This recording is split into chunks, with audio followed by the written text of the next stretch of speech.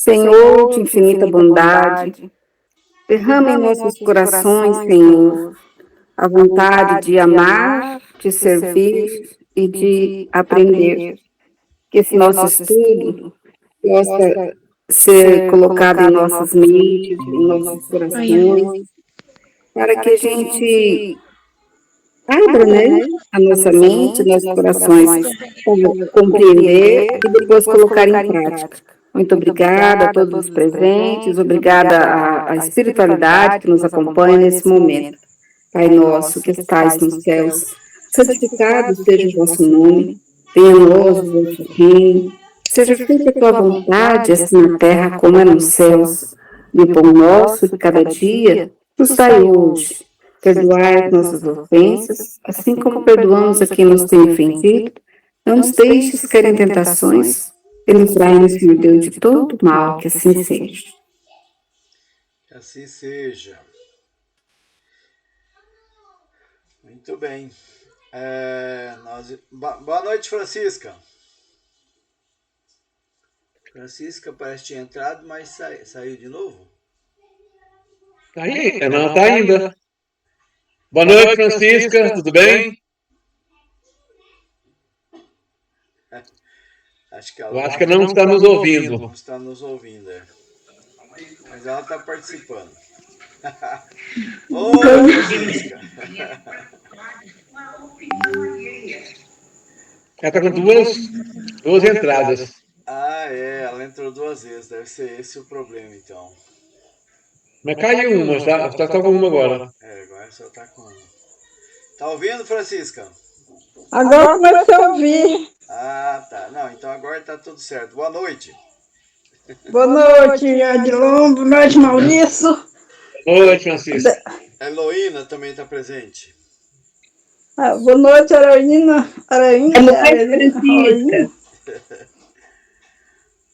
Boa noite.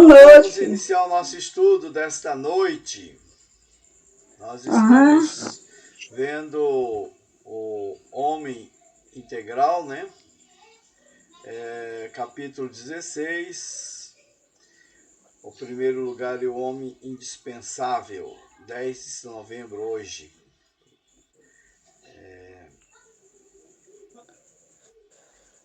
Esse foi o capítulo, aliás, o pedacinho estudado, né, na reunião anterior. Eu coloquei isso aqui, nós lemos e eu comentei, São Maurício. Aí não deu tempo de outros comentar esse slide aqui. Só eu que falei, né, porque o nosso tempo estava curto e eu acabei me alongando. Até o Google tirou nós do ar, lembra? Não tá me lembrando, porque teve o anterior, falando da competição mais geral, aquela competição deu a ideia que a competição nunca é boa, né? Isso. Aí depois veio essa aí, já falando da competição saudável, né? Aquela que você pode competir no sentido de melhoria para todos. Então, a competição, quando você busca ela tentando ser melhor, mas não fazendo o outro de escada, essa competição é boa, né? A competição é só ruim quando você só pensa em você vencer e não o outro, né? Isso. Algum comentário mais ou vamos para frente? Vamos para frente? Perfeito. Vamos nessa, então.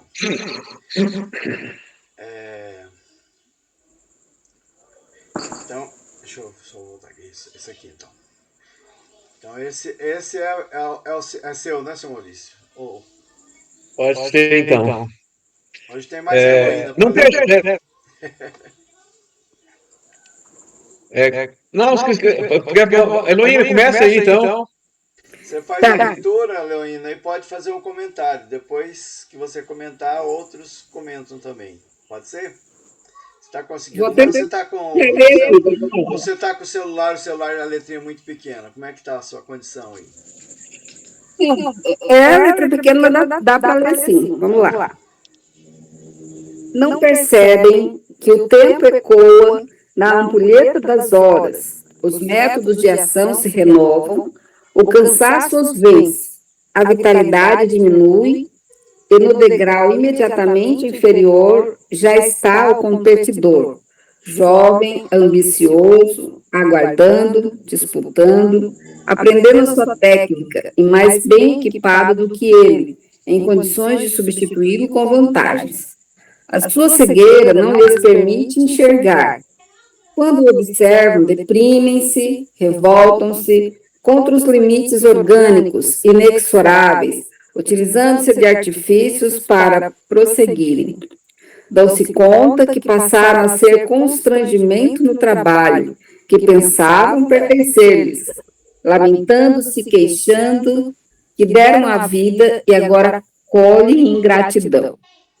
Certamente, os homens indispensáveis doaram a vida como fuga de si mesmos e ofereceram-na a um ser sem alma, sem coração, que apenas objetiva lucros, portanto, insensível e impessoal. Ali, os filhos substituem os pais, expulsam-nos jovialmente, sob a alegação de que esses merecem o justo repouso. As viagens de férias que nunca tiveram, aposentam-nos. Isso quando não, a família não põe eles no asilo, não interdita. É isso aí. Gostaria de ouvir, tá? Ok. Seu Maurício, o senhor vai comentar? Eu acho que O senhor sabe essa qual questão foi o tema da redação do Enem de ontem, não? vi Então tem a sobre a ver, questão né, com essa questão do idoso, dos idosos, baseado nisso aí mesmo, dá para fazer uma associação com esse assunto de hoje. Então é muito bom. Então, quem fala que não percebem que o tempo escoa na ampulheta das horas, então o tempo está passando, né? Nós que somos espíritos, nós sabemos que as oportunidades sempre vão surgir. Mas nesta encarnação, pensando nesta encarnação, que aqui estou falando mais dessa encarnação, o tempo passa. A vitalidade nós vamos perdendo. E muitas vezes nós esperamos chegar à velhice, né?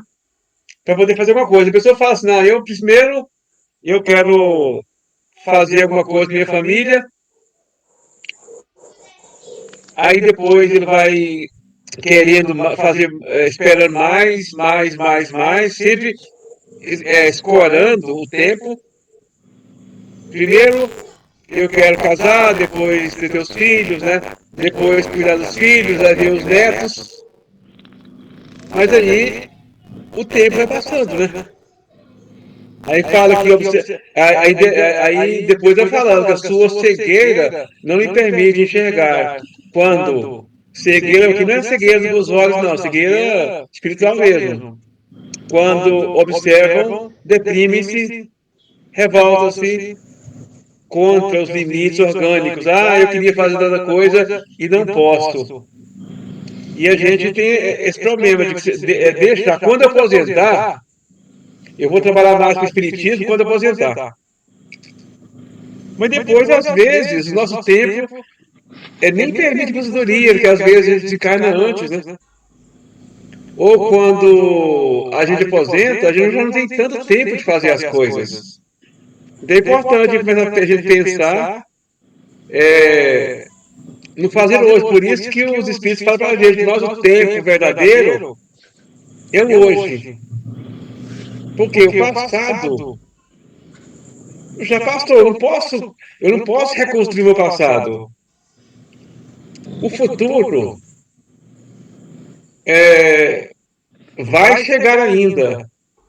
E o presente é o tempo verdadeiro, né? E às vezes vai enrolando o presente, que é o tempo verdadeiro, e não fazendo as coisas certas.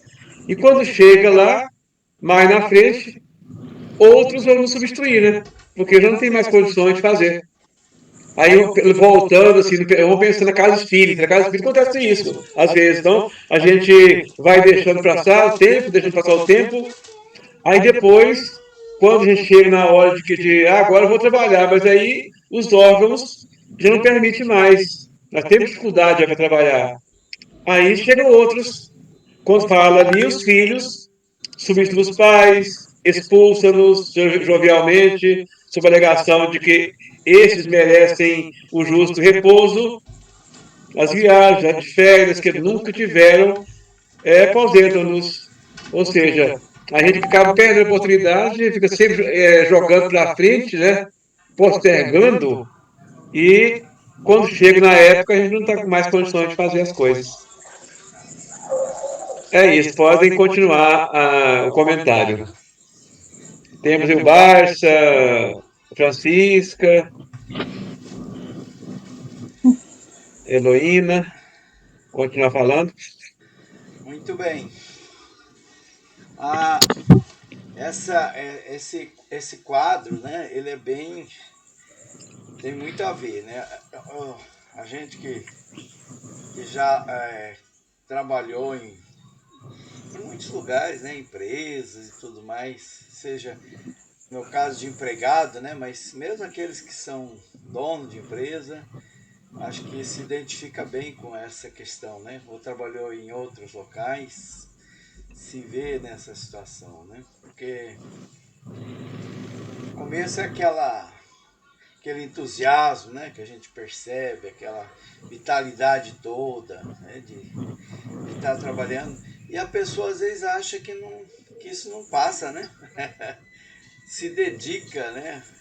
Aqueles que são mais ambiciosos, assim, trabalha assim de forma exaustiva, esquece da própria vida, né, da família, das férias, dos momentos de espiritualidade, de lazer, espiritualidade, como o senhor Maurício bem lembrou, né, dedicação a outras atividades, e se concentra naquilo que ele se enxerga assim, uma pessoa assim que é insubstituível ali naquele cargo, naquela função, né? Então ele acha que, por isso ela diz, né, os homens indispensáveis, né, doaram a vida na fuga de si mesmo, né? Porque a pessoa ela passa a ser parte daquela instituição, daquela empresa, daquele órgão e esquece de si mesmo, né? Ela fica muito envolvida. E parece que esse órgão, essa instituição, ele tem vida própria, né? Suga, né? Essas pessoas indispensáveis. Né? Ele diz, é um ser sem alma, né? Sem coração, que só quer lucros. Né? Esse é a visão, né, do capitalismo, do materialismo, que às vezes a pessoa cega, ela se fica alienada aquilo ali, né? Esquece de tudo. E esquece que o tempo passa para todos. E com o tempo vem o mais jovem, com novas ideias, com novo vigor, né? E coloca aquela pessoa de lado.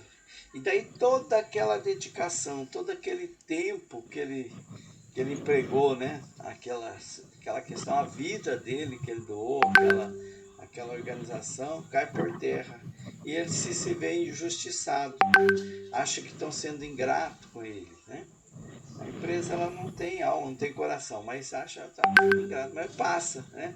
Se é um dono de empresa, como diz aqui, né? Às vezes é um dono de um empreendimento, os filhos expulsa ele, né, da direção da empresa, porque as suas ideias estão ultrapassadas, agora é um novo tempo, você não tem familiaridade com as modernas tecnologias, com a moderna forma de agir, então vai descansar, né, vai viver a sua vida.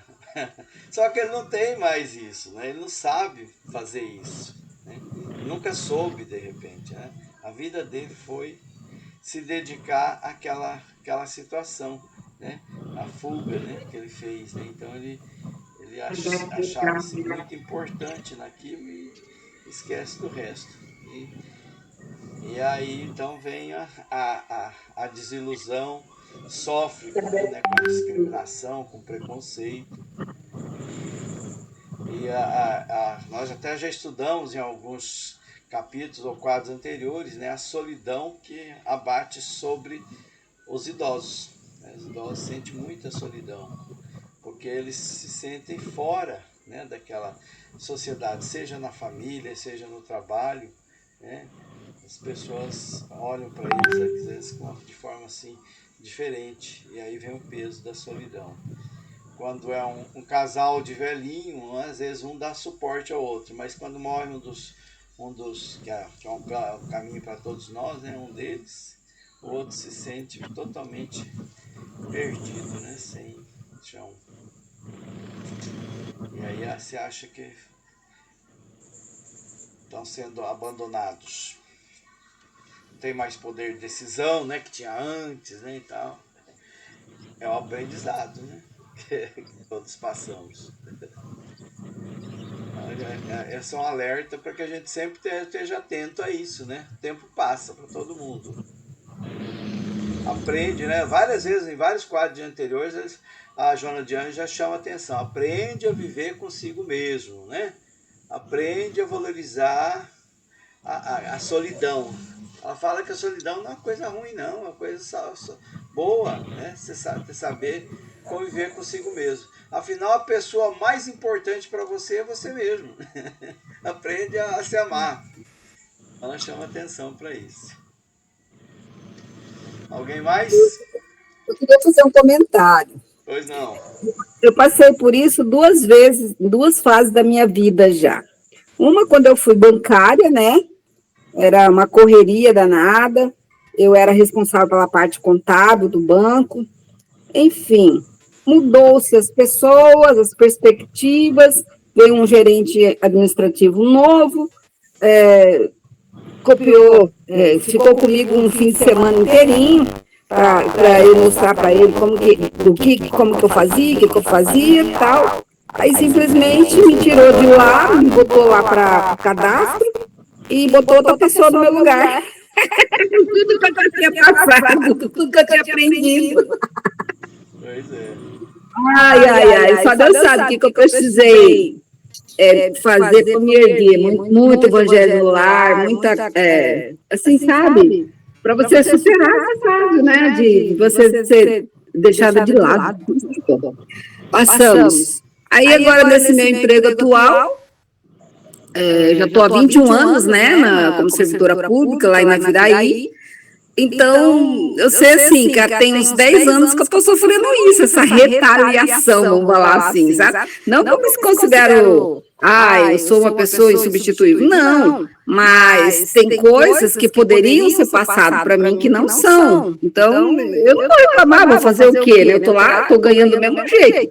Só que aquilo frustra a gente, como você falou. Eu tive que aprender a conviver com a minha solicitud. Como é que foi?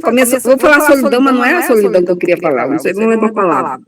Porque lá eu moro sozinha, não tenho parente nenhum, e as pessoas que estão ao meu redor, que poderiam me dar chance para ajudar a colaborar, a construir, eu não tenho. Então, aos poucos, eu tive que. Não, eu fiz até tratamento psiquiátrico, você precisa ver. Enfim, graças a Deus, hoje eu estou outra pessoa, estou pensando nessa história de conhecer a mim mesmo, de realmente dar valor a mim, a minha pessoa, porque eu fiquei pensando, nossa, 21 anos, eu não fiz outra faculdade, eu não fiz tanta coisa, porque na época não me passou pela cabeça isso, né? Agora que se você chega numa fase da vida, eu fico perguntando, meu Deus, será que valeu mesmo a pena essa minha vida? Será que eu fiz as escolhas certas? Veio essas perguntas, esses questionamentos, para a gente tentar entender o que dá para fazer, né? Então, hoje em dia, eu vivo um dia de cada vez, o que deu para fazer hoje deu, planejo, olha, hoje tem que ser tal coisa, e é naquilo que eu foco, né?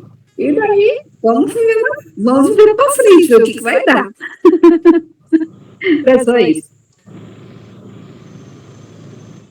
Eu penso que essas situações, né? Acho que a maioria de nós passamos. A maioria de nós tem casos, né? Para relatar sobre situações, principalmente quem assim trabalhou, né, com empresas ou órgãos públicos, alguma coisa assim, sente isso aí.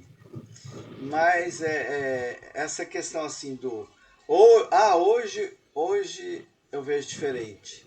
É uma coisa boa, significa o quê? Que eu aprendi alguma coisa, né? Com as experiências do passado. Hoje eu estou vendo diferente, né? E eu acho que não tem campo para a gente ficar se lamentando, né? Ou se arrependendo, né? Passou, devia ter feito diferente. Não, eu fiz o que era possível, né? De acordo com a minha evolução, eu fiz o melhor. Eu dei o melhor naquele momento, para mim mesmo, para os demais. E agora eu estou dando o melhor também. Eu costumo sempre dizer que hoje o Odilon é a melhor versão dele. Sempre assim, né? A gente sempre. Hoje é a melhor versão Ótimo de mim isso, mesmo, né? ótimo isso, Odilon. Não é? Então, a gente está sempre caminhando, sempre avançando. Isso é a própria doutrina espírita fala, né? Que esse é o caminho. E na nosso passado nós tínhamos algumas ignorâncias que hoje nós não temos mais. Hoje temos outras. Que futuramente a gente vai olhar e falar, olha, né? Naquela época poderia também ter feito diferente. Mas foi bom, né? E aprender a viver o hoje, né? Viver cada momento de forma deixar fluir a vida. A vida é muito boa, é muito bom viver. Ok? Alguém mais? Vamos para frente. À frente. Frente. Vamos nessa. Esse é do seu Maurício. Livram a empresa deles de sua dominação, não mais condizente com os tempos modernos. Eles foram bons e úteis no começo, não mais agora, quando começam a emperrar a máquina do progresso, a impedirem, por inadaptação óbvia, o curso do crescimento e desenvolvimento da entidade. Aí vai dando continuidade, a mesma ideia, né? Porque às vezes a pessoa já essa foi. palavra aí, hein? Então, falar, emperram, né, a máquina do progresso. Eu acho que é doloroso isso aí, não é não? Porque grande parte de nós temos dificuldade de adaptação, né? Sim. Então a pessoa que, por exemplo, a pessoa que não trabalhava com tecnologia antes, hoje eu observo muito isso quando eu estava agora, já não estou mais, né, no serviço público, eu percebi as pessoas mais idosas um pouquinho. Graças a Deus, eu sempre gostei de ser curioso e eu não tinha muita dificuldade com a tecnologia, não, porque eu sempre busquei mesmo a trabalhar. Mas me percebe que as pessoas mais velhas, há muitas delas bem mais novas que eu, não tinham trato direito com a tecnologia. Então, dificuldade dos trabalhos com a internet, dificuldade de trabalhar com Excel, por exemplo. E então, quando os mais jovens percebem que as pessoas mais velhas não conseguem trabalhar com essa tecnologia, essa pessoa mais velha vai ficando meio que de escanteio, né? Então, aqui fala assim, chega o momento da realidade para o homem que ocupa o primeiro lugar, o indispensável. É convidado a solicitar a aposentadoria quando não é jubilado sem maior consideração. Surpreso, diz-se em condições de prosseguir. Afirma que ainda é jovem. A gente acaba não querendo assumir a idade, não? Eu estou jovem ainda, estou bom, que quer trabalhar, né? Dispõe de saúde. O silêncio constrangedor adverte-o que não há mais outra alternativa.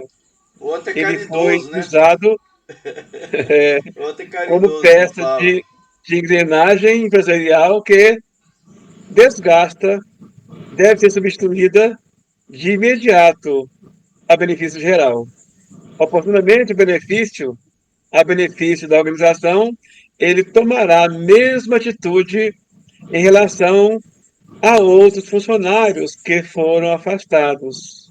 A amargura domina, o ressentimento enfurece-o e a frustração, longamente adiada, assoma e o conduz à depressão. As interrogações sucedem-se. Então, esse momento, porque diz que o problema da depressão na velhice, né, no idoso, ele é bem grande, porque ele não, é difícil assim se preparar para aceitar a idade, aceitar que já está decrescendo em alguma coisa. A memória geralmente não é a mesma, né? Já tem algumas dificuldades. A locomoção depois já não é a mesminha. E eu acho que prejudica mais ainda quando se fala de empresa é o tato com a tecnologia.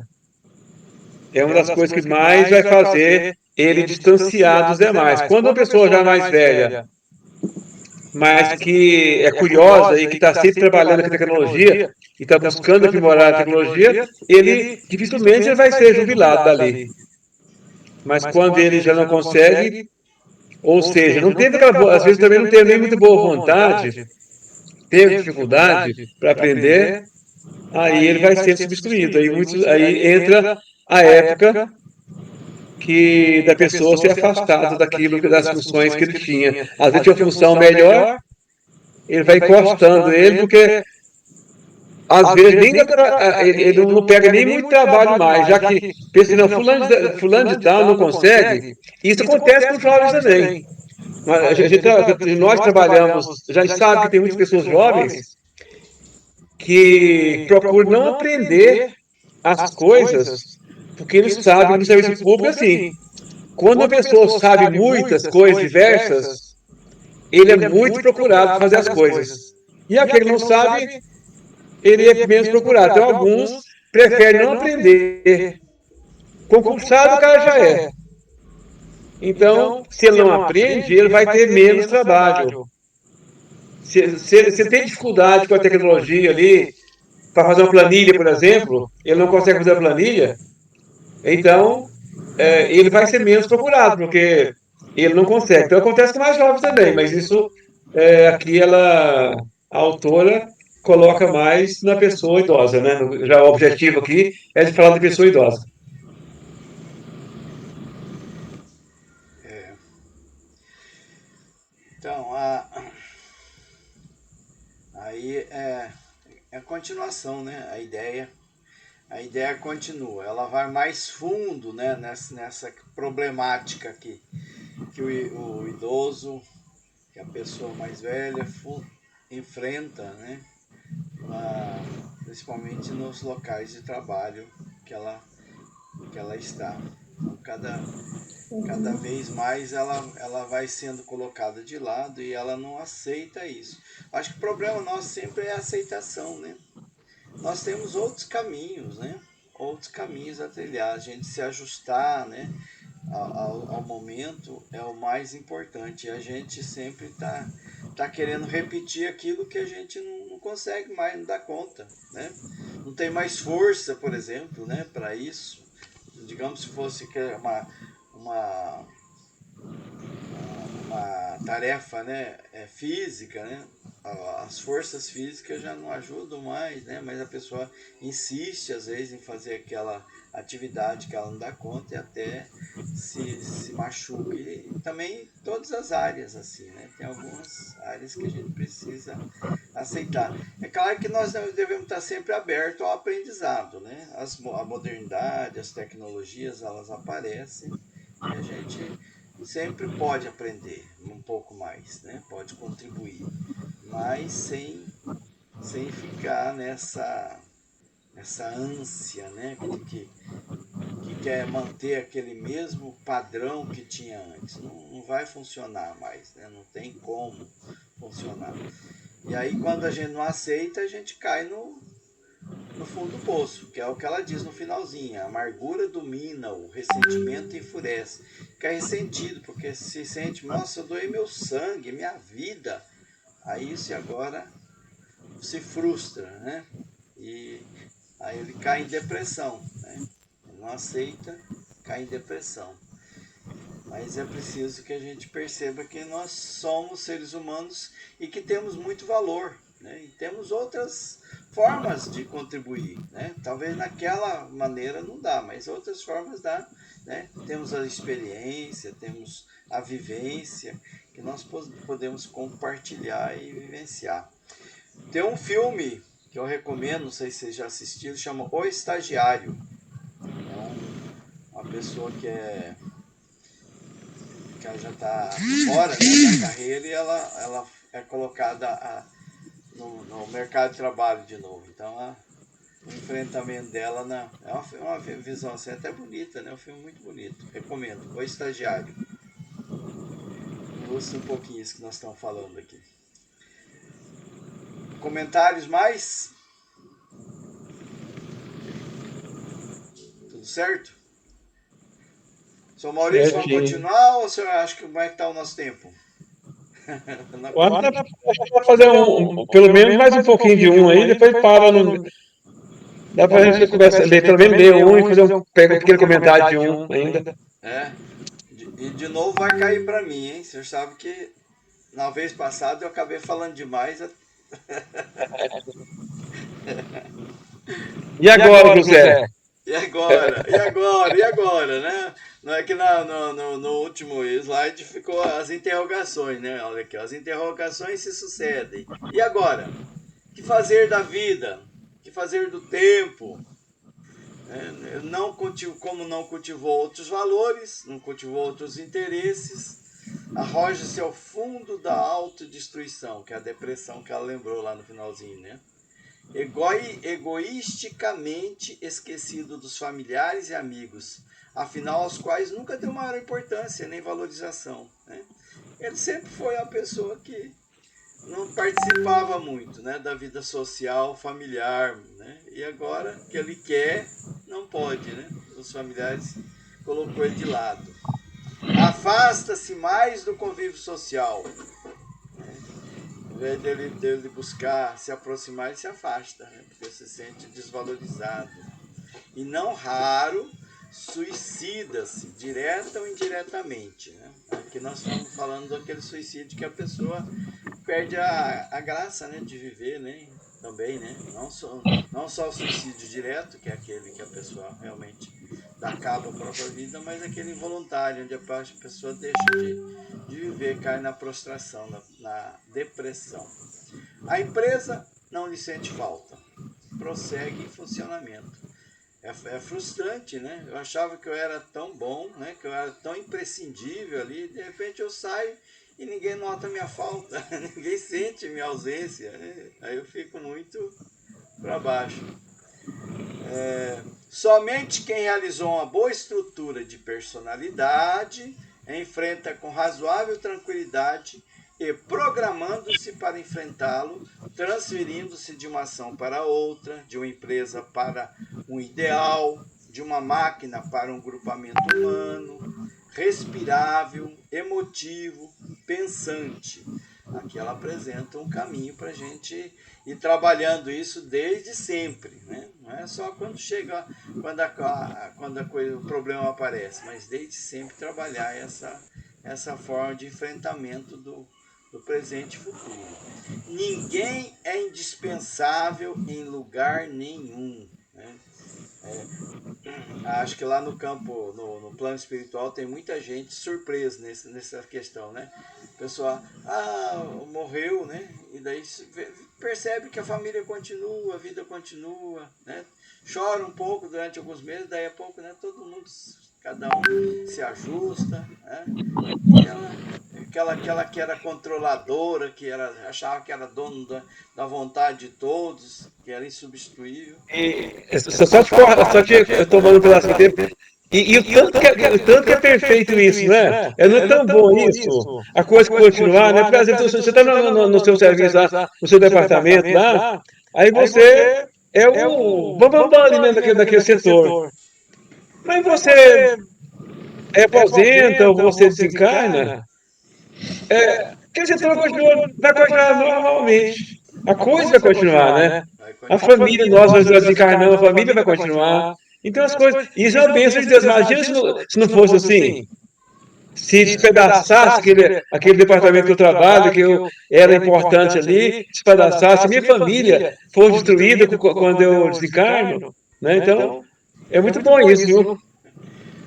Para ilustrar, o senhor lembra do André Luiz, né? A frustração dele quando ele chegou lá, a esposa já estava casada, os filhos estavam se encaminhando cada um.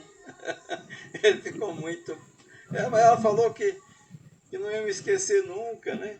Se eu morresse, ela de repente ela até morria junto. Olha aí o que aconteceu. É assim. O primeiro de agora será dispensável amanhã, assim como o último de hoje possivelmente estará no comando no futuro. Né? Aquele estagiário de hoje pode ser um diretor de amanhã, né, na empresa. Né? E aquele que está lá no ápice, né, vai cair fora. A morte a cada momento demonstra-o, né? A morte mostra isso com toda a força, né? A pessoa parte, acha, meu Deus, como é que eu vou viver sem fulano? Ele morreu, e agora? O que eu vou fazer na minha vida? Daqui a pouco está tudo certo. Tudo bem. A polivalência das aspirações é reflexo de normalidade, de equilíbrio comportamental, de harmonia da personalidade, convidando o homem a buscar sempre mais. Então, duas coisas que nos chamam a atenção aqui, né? Essa parte aqui que ela chama, né, para a gente estar sempre atento, né? Somente quem realizou uma estrutura de personalidade, quer dizer, eu trabalhar minha personalidade, né? Então, eu me preparando para o futuro, não só o presente, para enfrentar com tranquilidade o choque, né, da mudança, choque da tal natureza. Então, aquele que se anteveu, a gente vê exemplo, né, como o seu Maurício citou aí, a gente vê exemplo todo dia. Eu posso ser o futuro desse que eu estou vendo agora, né? Então, eu perceber, né, que eu também posso passar por isso, né? Então, eu trabalhar isso internamente, né, para encontrar caminhos para enfrentar o futuro, né? E eu sempre vou ser uma pessoa útil onde eu estiver, só que em fases, em situações diferentes, não é a mesma. Então ele fala que polivalência das inspirações já é uma evidência disso, né? Polivalência das inspirações é reflexo de normalidade. Então, quando eu tenho aspirações diversas, né, eu mostro que eu sou uma pessoa, que eu sou polivalente, que eu posso, né, ir para... Se houver uma mudança drástica na minha vida, eu vou me ajustar. Né? Eu sou convidado a isso. Né? Nada é estável, né? Tudo muda, tudo muda. Daí eu buscar estar equilibrado, estar em harmonia, estar em paz, estar sereno sempre, em todas as situações. É um convite para preparação para essas mudanças que certamente vão acontecer em nossas vidas. Nós sempre vamos estar em mudanças. É isso. Alguém mais ou vamos passar para o seu Maurício, ó, segunda parte? Maurício. Tá, vamos passar, né, para a segunda parte. Então, como nós já